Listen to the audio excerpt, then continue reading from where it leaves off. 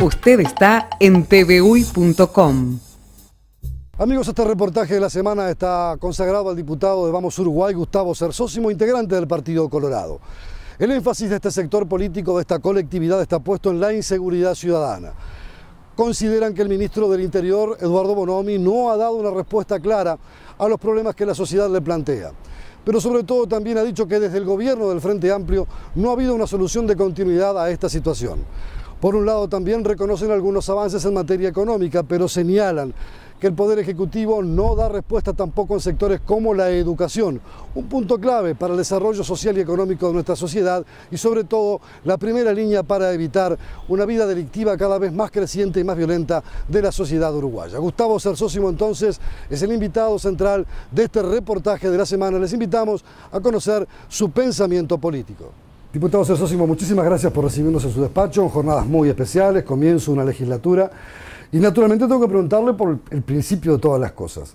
Objetivos que se traza en lo particular como legislador, que además representa al Partido Colorado y lo hace por el departamento de San José, pero también una colectividad política. Y bueno, estos objetivos que se traza para el 2013 en un escenario donde hay muchas cosas por hacer, hay temas de mucho porte, de mucho peso para discutir, para analizar, hay interpelaciones también que se vienen en pocos días más. ¿Cuál es un poco ese camino, ese derrotero que va a usted a trazarse para este periodo? En primer lugar, muchas gracias por la visita, por la invitación y por reencontrarnos. Sin duda.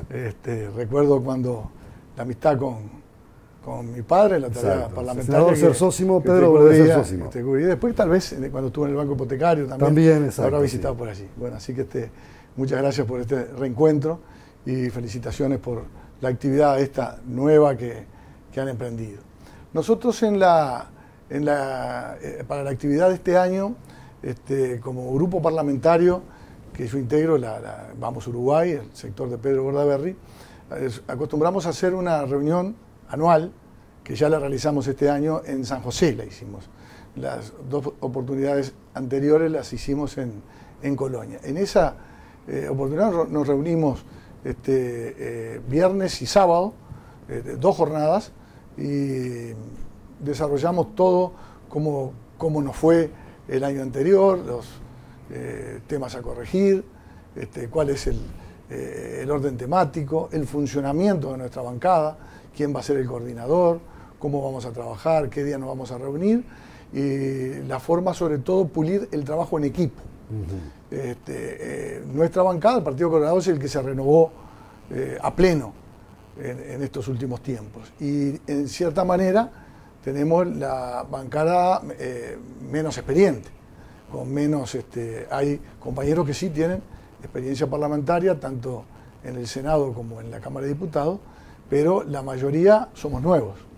Por lo tanto, los primeros años fueron de un aprendizaje muy profundo, y ahí empezamos a valorar lo que es el trabajo en equipo. Pese a que usted viene de una familia con una larga tradición político-partidaria. Sí, ¿no? Yo he ocupado cargos, pero la dinámica parlamentaria, tiene el cargo parlamentario, otro contenido. Yo creo que es el que más capacita, el que más le da la posibilidad de desarrollarse, de expresarse, y que más le exige también en el día a día, en el sentido del contacto con la gente, estar bien informado, estudiar, ir a las comisiones, aprovechar los debates parlamentarios, porque uno se enriquece no solo con lo que uno pueda estudiar o analizar, sino con lo de los demás, inclusive lo de otros partidos. Y cuando se es un diputado del Interior está el reclamo de la gente. El reclamo nosotros damos examen todos los días, a toda hora. Exactamente. No hay descanso en ese sentido. Y que necesito tal cosa, o que tal tema no funciona, y que se puede hacer, y está el planteo. Esa es la tarea nuestra. Y en Montevideo la tienen también, porque yo diría que el legislador es el político, el más político de todos quienes están en las responsabilidades gubernativas, pero es el que más está visible y el que más se expone, y además tiene que responder al voto y tiene que después someterse al voto. Bueno, entonces nosotros en ese sentido tenemos un conductor que es Pedro Bordaberry, que realmente tiene una capacidad de trabajo pocas veces vista. Yo por lo menos estoy asombrado en ese sentido, que tiene experiencia suficiente ya, tiene una edad adecuada, porque no es ni joven ni viejo. Está, es uno que ha sido apto. Ministro, que ha trabajado a nivel legislativo. Ministeriales, en el Senado viene cumpliendo la función, y en la tarea de la conducción de sus legisladores realmente es muy motivador, aporta, distribuye temas. ¿Y cuál le toca a usted? En esa distribución, en ese juego de distribuir las cartas. Ahora, por ejemplo, en esta última etapa, formamos con otro compañero, con Berry y con Cardoso, el grupo de tema seguridad. En el caso mío, por estar en la Comisión de Constitución, que es la que se enlaza con el Ministerio del Interior. Vaya tema que le tocado, esos tema temas, de controversia. Esos temas son los que nos tocan. Y bueno, y después en la Comisión de Población y Desarrollo manejamos el tema de las políticas sociales. Le voy a preguntar por el tema de seguridad, porque se ha puesto mucho dinero. El gobierno hace prácticamente una clara demostración de que ha puesto recursos.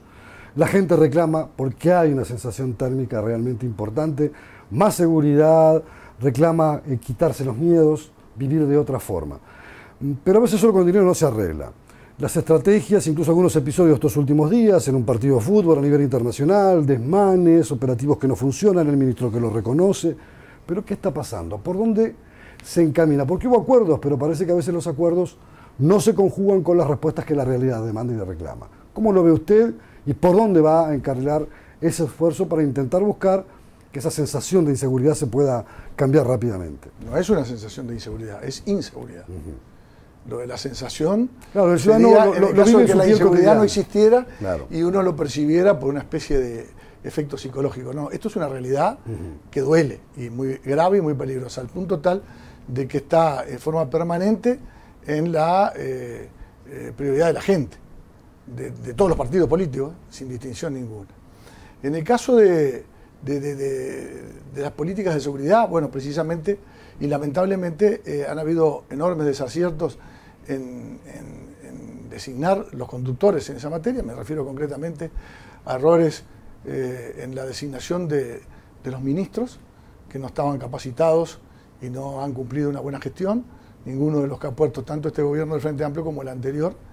Y por otro lado, tenemos que ser conscientes y decirlo claramente, el Frente Amplio no tiene ninguna renglón ni ninguna cláusula en materia de seguridad en su programa de gobierno. Es más, la seguridad era lo que había que disminuir, porque no era un problema, porque venía en su crítica, venía muy recargado el tema de la seguridad, justamente en temas presupuestales, en temas del periodo de la dictadura, y que, por lo tanto, para el Frente Amplio era un tema que no existía, un problema que no existía, y al respecto del cual no tiene ninguna política en ese sentido. Además, se ve limitado en su accionar una serie de postulados y de posturas ideológicas que le impiden tener una acción firme, efectiva y para solucionar el problema. Cuando dice el gobierno, por ejemplo, a través del observatorio, que bajan algunos delitos y que hay otros que aumentan, como por ejemplo con este nuevo fenómeno que sin duda sacude y preocupa, yo creo que a la sociedad en su conjunto, como los ajustes de cuenta, ¿qué dice usted? ¿Cómo lo ve? Porque dicen que han cambiado, han creado operativos, han creado sistemas, han creado estrategias diferentes, aunque los resultados a veces no puedan ser lo que incluso, supongo yo, las autoridades desearían exhibir como un logro. Vamos Uruguay es el sector político y parlamentario que más ha trabajado en materia de seguridad, al punto tal que nosotros creamos un observatorio en materia de seguridad con técnicos, con su página web, con todo lo que tiene que ver con análisis e información acerca de la seguridad, para justamente llevar adelante un control serio y responsable y tener los insumos necesarios para plantear las medidas para solucionar este problema. El ministro del Interior y el Ministerio del Interior comenzó negando el tema de los números y del crecimiento de la violencia y del crecimiento de los delitos. Cosa que en las oportunidades que teníamos de reunirnos con él en la Comisión de Constitución, por ejemplo, en un momento determinado dijimos, bueno, pero si seguimos negando los números, seguimos negando las estadísticas y decimos acá no pasa nada, acá no crecen los delitos, no crece la violencia, no hay rapiñas, no hay homicidios, no tenemos más nada que hablar.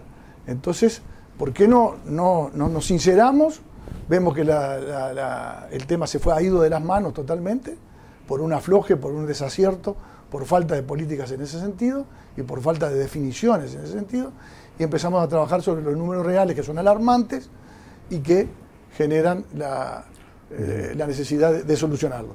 Y fue el propio ministro del Interior, contestando la pregunta, que en un momento determinado el índice de rapiña subía en forma impresionante y dijo, no, hemos empezado a mejorar porque las rapiñas no están creciendo y la violencia y la inseguridad se mide por los homicidios. Fue decir eso y hubo récord en el año 2011 y en el año 2012 de homicidios. Le voy a dejar planteado... Y ahora vamos también a ampliar ese récord. Le voy a dejar planteado para la vuelta a la pausa, porque por un lado se dan estas críticas entendibles y palmariamente... Todos le hemos presentado proyectos. Claro, pero 50 medidas de seguridad junto con 50 para la educación, no, mi pregunta que están íntimamente unidas, ¿no? Iba por este sentido. Porque por un lado se notan falencias o se denuncian falencias, pero por otro lado aumenta la cantidad de presos en los establecimientos carcelarios y se habla de una superpoblación hasta en condiciones que incluso desde el exterior son fuertemente criticadas, de hacinamiento. Pero me contesta enseguida la pausa. Solo a través del correo uruguayo podés mandar una pecera para tarariras. ¿Una pecera para tarariras? No, una pecera para tarariras, Colonia. Ah. El correo uruguayo llega hasta donde quieras.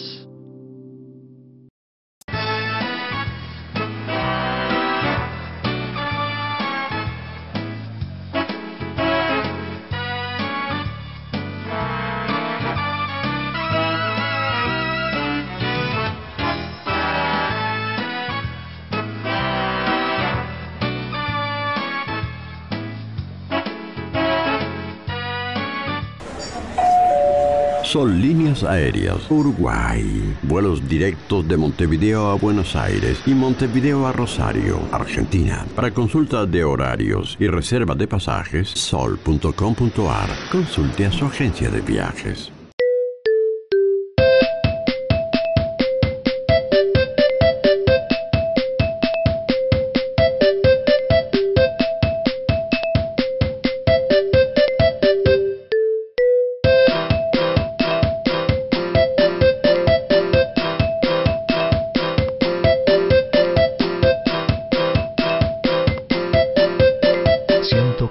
Días de vacaciones, fines de semana. Tenés todo un país para disfrutarlos. Uruguay Natural, Ministerio de Turismo y Deporte. Siga con nosotros en tvuy.com. Diputado Cersósimo, le planteaba recién antes de la pausa, por un lado se hacen críticas sostenidas con argumentos sobre la falta de una capacitación para poder desarrollar políticas antidelincuencia, pero por otro lado el gobierno y sus autoridades dicen, pero ¿cómo es posible? Se aumentan la cantidad de procesados, los penales están prácticamente hacinados, es un reclamo que hacen observadores desde el exterior del país, expertos en derechos humanos. ¿Cómo se pueden compatibilizar esas dos lecturas?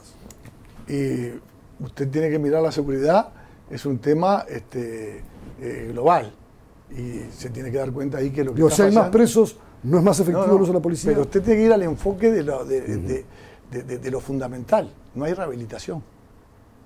A eso se debe. Usted, fíjese que la reincidencia, o sea, el que sale de la cárcel vuelve a cometer delitos, ¿sabe de cuánto es? De más del 75%. De manera que no se rehabilita a nadie y todo el que es procesado y aún condenado vuelve a cometer delitos al instante en el que abandona. Por ejemplo, esta hora delictiva de principios de año coincidió con la soltada de presos que se produce antes de la feria judicial. Con la visita de cárceles. Con la visita de cárceles y como un adelanto, porque como viene la feria judicial y ahí no se tramita ninguna libertad, es un mes y pico, unos 30 y pico de días que no hay actividad judicial penal, entonces se produce una soltada de presos sin ningún tipo de medidas de rehabilitación, ni aún de seguimiento, ayuda. Es decir, por eso el otro gran fracaso asociado con esto, que también tiene los recursos como nunca hemos votado, porque nosotros hemos levantado la mano para votar todo lo que sea para apoyar la seguridad, la educación y las políticas sociales. Pero han fracasado, porque las políticas sociales se desnaturalizaron totalmente a algo que era para ser temporario y realmente atender una emergencia, para ser permanente y absolutamente clientelística. Porque no hay una sola política social enfocada a prevenir, a ayudar, a atender a toda esta sociedad o sector social Antes que se me vaya para delincuente y que tiene que... Pero está íntimamente ligado por eso, por eso quería preguntarle, estamos viviendo, pero ahí hay un gran fracaso. Estamos viendo tiempos donde la educación ni hablar, ¿no? La deserción educativa, la deserción de decir, el joven no percibe que le sirva no se me adelante. Porque le sirve ir a lo concreto. Quería focalizarle antes de avanzar sobre esos temas que son muy importantes y los vamos a tocar. Quería preguntarle, ¿no estamos ante una sociedad que es más violenta? Una sociedad donde la droga juega un papel esencial. Tal vez nunca se ha visto fenómenos como los que en los últimos años el país ha vivido, me refiero a los últimos 10 años, donde la droga juega un rol clave, donde hay organizaciones delictivas que piensan y se mueven con mucha rapidez y son a veces expertas incluso en hacerle una moña a las normas legales, porque por ahí también puede pasar, como usted dice, está el fenómeno educativo, están los fenómenos de las políticas sociales, pero también hay un comportamiento social complejo, difícil, con el acceso a cierto tipo de cosas que antes no eran sencillas encontrar, como la droga, como las armas. ¿Qué pasa en ese terreno? La droga, fenómeno en el mundo, ¿verdad? El aspecto represivo, porque estamos hablando del narcotráfico y de todo. De la pasta base que el llega aspecto a represivo plata. Tiene que ser aplicado indudablemente al traficante, no al adicto, que es un enfermo, no un delincuente. El aspecto represivo. Ahí hubo también errores garrafales de gestión. Nosotros escuchamos directamente del ministro y de las autoridades ministeriales dudas en cuanto a reprimir absolutamente todas las bocas de pasta base, porque decían una teoría de que las bocas chicas, si se reprimían, se multiplicaban porque eran negocios familiares, que cuando generaban la detención de alguno de sus miembros, aumentaban las bocas. Hay que combatirlas a todas, y hay que combatir socialmente y desde el punto de vista sanitario el tema del adicto. ¿Usted comparte esa idea que ahí hay una gran discusión que no se ha laudado, y usted ve que el gobierno no tiene claro, partido de gobierno, ese tema, por cuanto larga una idea al presidente, hace una conferencia de prensa varios ministros que no se ponían de acuerdo entre ellos, y sus legisladores, en mi comisión y en otras, han presentado proyectos de ley contradictorios y que no son contemplados. Entonces hay un desconcierto total y una falta de conducción en ese tipo Cuando dicen de los países más desarrollados y países con experiencias más trágicas, más dramáticas sobre el tema de la droga, el caso mexicano, el caso colombiano, en los propios Estados Unidos, que la guerra contra el narcotráfico está perdida y que hay que buscar alternativas. Un discurso que incluso ha repetido el propio presidente. No, han dicho la guerra contra la droga, contra el narcotráfico, felizmente todavía no se ha entregado. Bueno, de alguna manera se asocia el narcotráfico con la distribución de la droga.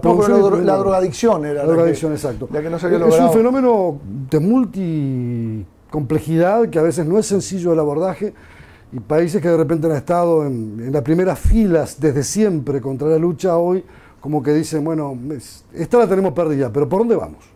La pregunta es, ¿por dónde se debe ir? Bueno, ¿Por qué camino se debe ir? Porque a veces la sola represión parece que no fuera suficiente, porque por ahí se viene perdiendo. El narcotráfico se instala en los países que aumentan la inseguridad. Nuestro país aumentó la inseguridad, aumentó la violencia, se instaló el narcotráfico. Puso un pie. Con una legislación que cuesta modificar y que tiene algunos recovecos ahí por los que se puede beneficiar este tipo de delincuentes, y nosotros presentamos un proyecto de ley, se lo llamamos incluso al presidente de la República, para la equiparación de las penas del narcotraficante a la del homicida, porque ese era el concepto que está instalado en la sociedad. Los padres, los familiares y aún todos los que vivimos y vemos cómo mueren esos chiquilines, cómo se pierden en la droga y cómo son incentivados a eso por el narcotraficante, es exactamente igual al homicida, al que atenta contra la vida de las personas. Y bueno, hubo largas discusiones y después salió una normativa que no es de equiparación del homicida con el narcotraficante, con las penas del homicidio, sino una cosa mucho más gravosa, inclusive, con un cambio en las figuras delictivas. A nuestro criterio no son la solución, porque generan una reacción desde el punto de vista judicial, poco técnico es el tema, pero que no era lo que se estaba necesitando. Y bueno, hay una serie de indefiniciones, y vuelvo a lo del principio, por falta de planes y de políticas en este sentido, que ha llevado a que el país tenga que sufrir las consecuencias de la total inexperiencia y mala gestión que el partido de gobierno tiene en este tema, y que ha llevado a que aumente indudablemente la inseguridad y la violencia. Hay que actuar de otra forma, plantarse de forma distinta, y sobre todo algo que ahora estamos nosotros muy preocupados, porque también se fue de cauce y que estamos trabajando para, con una legislación, reforzar, es atender la situación de los policías, porque aquel que da su vida y que pone en riesgo su vida y por lo tanto su familia también en el combate, en la primera línea de combate al delito y a la delincuencia, no puede tener esas vicisitudes y esas inseguridades de que en el caso de fallecimiento, porque los procedimientos a veces son erróneos, son procedimientos caóticos, no tienen la cobertura en vivienda, en pensiones y de urgencia para poder por lo menos dar tranquilidad a la familia a los efectos de que quien renuncia a una cantidad de derechos y se pone en el primer frente de batalla para atender esta ola de violencia no tenga el respaldo que merece. ¿Qué papel, como hombre de derecho, porque usted es abogado, cumple el papel el Poder Judicial en este tema? ¿Está llamado a cumplir un papel importante? Porque muchas veces la gente dice, entran por un lado y se van por el otro porque los jueces los liberan rápidamente. Es la sensación que también se asocia al problema de la inseguridad. ¿Cómo lo ve? Esas son las excusas de las que estamos acostumbrados. Dice la gente en general, ¿no? Yo a la gente no se lo he escuchado, se lo he escuchado a los responsables que tienen que prevenir y que solucionar esto.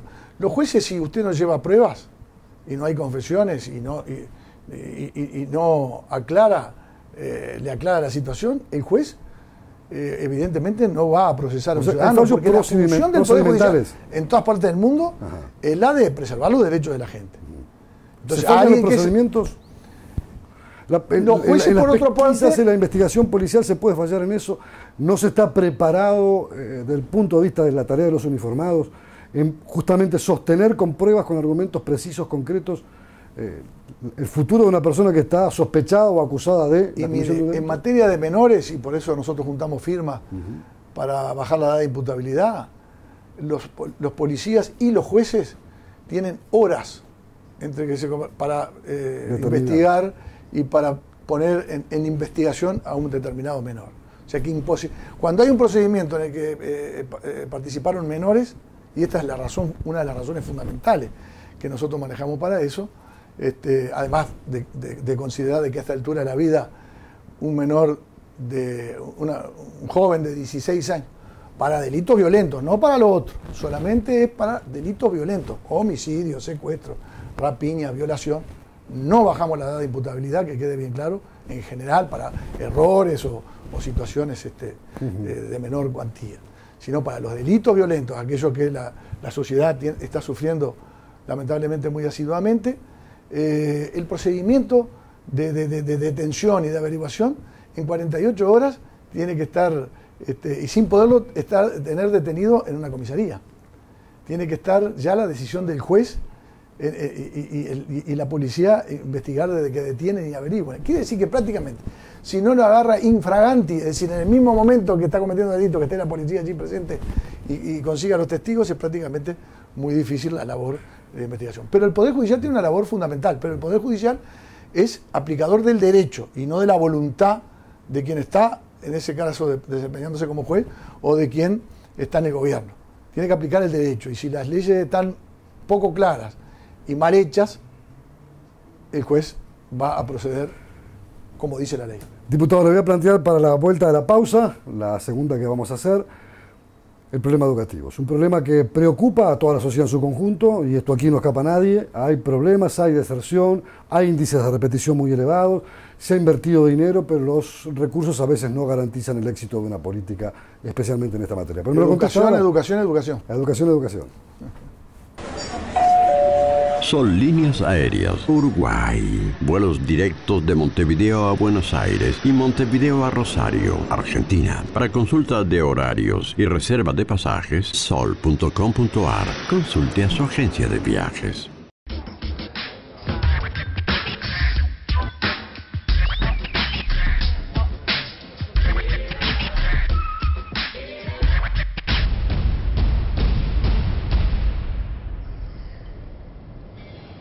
¿Sabías que en Uruguay la edad de inicio del consumo de alcohol es a los 13 años? A menor edad de inicio, mayor posibilidad de tener problemas con el alcohol. Conectate con tus hijos. Cambiar es posible. Junta Nacional de Drogas, Presidencia de la República. Solo a través del correo uruguayo podés mandar un bozal para Yacaré. ¿Un bozal para Yacaré? No, un bozal para Yacaré Artigas. Ah. El correo uruguayo llega hasta donde quieras.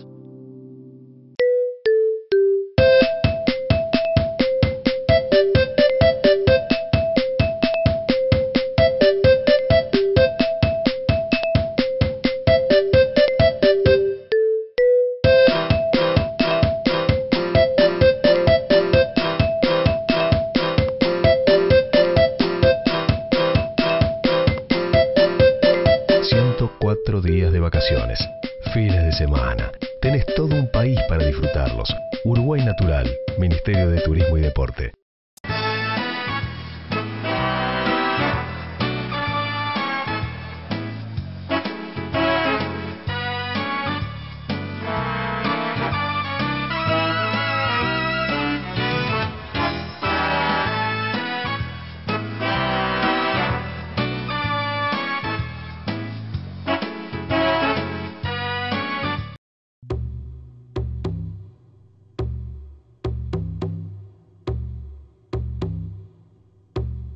Uruguay enfrenta un desafío que debemos resolver entre todos.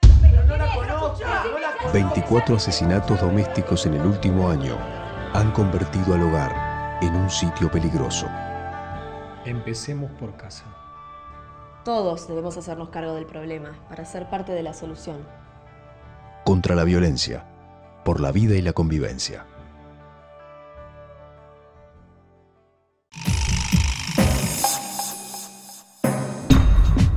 Siga con nosotros en tvuy.com. Diputado Cersósimo, la educación fue el discurso que hizo el presidente Mujica como prioridad esencial de su administración de gobierno. Hoy, Pedro también, ¿eh? No, claro, pero me refiero a quien asumió la jefatura del país, como compromiso ante la sociedad en su conjunto. Hoy hay un alto nivel de repetición, hay un alto nivel de deserción, hay una apuesta a la universidad tecnológica, hay recursos, pero las soluciones al parecer no están dando con la tecla. ¿Cómo ve este fenómeno y qué se puede hacer de aquí en más? La educación se dejó en manos de las corporaciones, con sus intereses diferentes a lo del interés general. ¿Usted cree que los sindicatos pesan más que las decisiones de gobierno? Están introducidos en la ley de gobierno de Tabaré Vázquez, el gobierno por parte de las corporaciones, de los sindicatos, que son los que tienen que fijar sus propias condiciones de trabajo y la defensa de sus propios intereses. Entonces, realmente la educación debería estar dirigida por quienes el pueblo elige, les da la responsabilidad y después los castiga o los premia.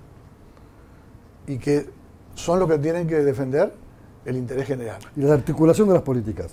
El caso concreto de las escuelas de tiempo completo, que es las que atienden al inicio de cuando el niño bien pequeño se tiene que alimentar, empezar a instruir y a convivir con los compañeritos, con la sociedad, con toda la comunidad que se crea en torno a los centros educativos. Ese es un proyecto que no puede tener discusión. Resulta que ahora los redescubrimos, pero ¿cuánto tiempo se dejó atrás desde aquella época en que empezaron a crearse las escuelas? El gobierno de Sanguinetti fue. Claro, fue cuando Rama se hizo era la gran reforma en un consejo educativo, que integraba también Tornaría, Carmen Tornaría, por el Frente Amplio designada, de todos los partidos. Ahí hubo coincidencias en cuanto a esa reforma educativa importante. Y eso se cortó. Y comenzó un gobierno con una ley que... Bueno, se cortó, si yo mal no recuerdo, para ser justos con la historia, ¿no? Se cortó ya en el gobierno de Valle, porque hubo ahí cambios, hubo transformaciones. Bonilla, que fue quien sucedió a Rama... Pero ahí no se sacó la ley de... Pero no se profundizó en cuanto a la secuela de tiempo completo y fue uno de los grandes reclamos que Rama le hizo a Bonilla. Pero en lo que tiene que ver con el gobierno de las instituciones educativas... fue la ley de educación del gobierno de Tabaré Vázquez. Exactamente. Entonces... La prueba está que el propio Mujica ha dicho prácticamente no puedo más con esto. No. Y la idea de la Universidad del Interior, algo que tengo el orgullo de que mi padre en el año 71 presentara proyecto de ley de la Universidad del Interior, bueno, ahora salió esta universidad, pero tiene que ser un modelo distinto completamente al que está actualmente a la UTU vigente. Actual. Ahí está. Y a lo que es nuestra universidad de la República desde el punto de vista de la conducción, no de la forma de educar y del plantel de docentes y de los cursos que se dan, que eso hay que enriquecerlo y eso se puede... Además hay que adecuarlo al mundo, al trabajo del mundo rural, que no es sencillo, ¿verdad? Exactamente, fue lo que no más se discutió, que fue el gobierno de esos... Después no queremos que se repita la experiencia, sobre todo, nadie lo puede negar, de politización y de un camino completamente alejado de lo que son las necesidades productivas del país. Justamente a eso quería ir porque no quería dejar... Y el otro problema, que después lo hablaremos en otro momento, supongo que esta no será la última vez que No, por supuesto que no. Tenemos mucho para conversar y trabajar juntos, es el tema de la deserción estudiantil y la infraestructura edilicia, que hoy sigue teniendo problemas con el presupuesto más grande de la historia. Pero quería aprovechar tus últimos minutos para preguntarle por su San José, un departamento que es la cuenca lechera del país, un departamento que produce y produce mucho. ¿Cómo está ese San José de Mayo, que es la capital, pero me refiero al departamento? ¿Cómo están los maragatos? Hay viñedos, hay una serie de producciones importantes, es un departamento que es de punta en mucha inversión, especialmente llegada desde el exterior. ¿Cómo ves San José? ¿Y cuáles desafíos tiene? Nosotros ahora justamente a nivel departamental hay una iniciativa de un fideicomiso para hacer obras que vamos a apoyar al intendente, necesita los votos de los otros partidos porque trasciende el periodo de mandato. Estudiamos el fideicomiso, es un instrumento que no es un invento de San José, ya se está aplicando en otros lados y sirve para sumar a las obras que están en el presupuesto ya previstas y que también apoyamos, otras que son importantes porque hacen a la vivienda una cartera de tierras para que se le puedan adjudicar a las cooperativas y a los que quieren construir su propia vivienda, hacen al tema del tránsito para hacer un bypass para unir la ruta 11 y que no tengan que atravesar San José, en San José, en la entrada de San José, me refería a la ruta 11. Allí, usted debe estar contento por el monumento a don José Valle Ordóñez ahí. Es un departamento que históricamente es blanco. Es un departamento que es blanco, pero claro, José Valle Ordóñez iba con su hija enferma mucho allí a la zona de Rincón del Pino y de Arasatí, porque decían que ese clima y esas condiciones eran saludables para ella. Y bueno, estamos preocupados porque se necesitan también los votos del Frente Amplio y siguen discutiendo y hay algunos que han dicho que no están dispuestos a votar para que haya obras que puedan manejarse políticamente para la reelección del intendente. Nosotros creemos que no importa quién haga las obras, pero si hay elecciones, hay democracia y se nos elige para representar a nuestro departamento y para gestionar, la gente quiere lo que quiere obras, quiere servicios que funcionen, quiere que se hagan cosas y estamos cerca de las elecciones, pero todavía lejos de ser un año electoral. ¿Usted está conforme con esta administración municipal en su departamento? En su mayor parte sí, pero yo... Tienes sus acentos personales. Si fuera administración de nuestro partido, haríamos cosas diferentes, por más distintas, ¿no? Nosotros estamos muy preocupados por que participen los vecinos en la conducción de los asuntos locales y por eso queremos la conformación de las juntas locales. Tenemos 2 alcaldías electivas, pero esperamos que son Ciudad del Plata y Libertad, que son las grandes ciudades después de la ciudad capital. pero queremos también que para el próximo periodo haya alcaldía en Silda Polier y en Villa Rodríguez. Y tal vez también, y esta es una iniciativa en la que estaríamos apoyando nosotros al Frente Amplio. El Frente Amplio quiere una alcaldía en la ciudad capital y nosotros estaríamos dispuestos como Colorado a acompañar esa iniciativa. Desde el punto de vista del Partido Nacional, no acompañan ni la una ni la otra. Estoy tentado preguntarle, falta tiempo. Yo sé que si usted me dice, mire, falta mucho tiempo y no le puedo dar una respuesta, lo entendería perfectamente. Pero, ¿se va a tirar como candidato a la Intendencia de San José en las próximas elecciones? No lo hemos evaluado. Yo ya fui candidato. Yo sé que fue. En una oportunidad. Y bueno, el tema es si encontramos el partido unido y si encontramos... ahora vamos a tener una novedad, se la voy a dar para este programa que tan gentilmente hemos podido compartir. El exitoso intendente de Salto, Germán Coitiño, que es de nuestro sector, va a coordinar, nos va a apoyar y nos va a dar, digamos, capacitación y apoyo en todo lo que es políticas departamentales, yendo frecuentemente a San José y a otros departamentos, de manera de trabajar en equipo y nutrirnos mutuamente de la experiencia tan brillante de él, que está haciendo mucho por Salto, en donde se recuperó una intendencia y hay un reconocimiento, y hoy es el intendente más apoyado del país, y nosotros que precisamos en San José ese tipo de colaboración y de trabajo en equipo que creo que va a dar muy buen resultado, y esas cosas no es solo beneficio para nosotros, sino que creo que elevan el nivel de todo el sector político del departamento. La última pregunta, la del estribo para rematar la nota, y no quiero dejar de hacerlo, porque por esta zona se ha conocido que hay dos sectores del Partido Colorado, uno es Proba, que van a construir un polo vallista dentro del partido porque dicen, desde su lectura, que al Partido Colorado le está faltando vallín. ¿Cómo lo ve eso?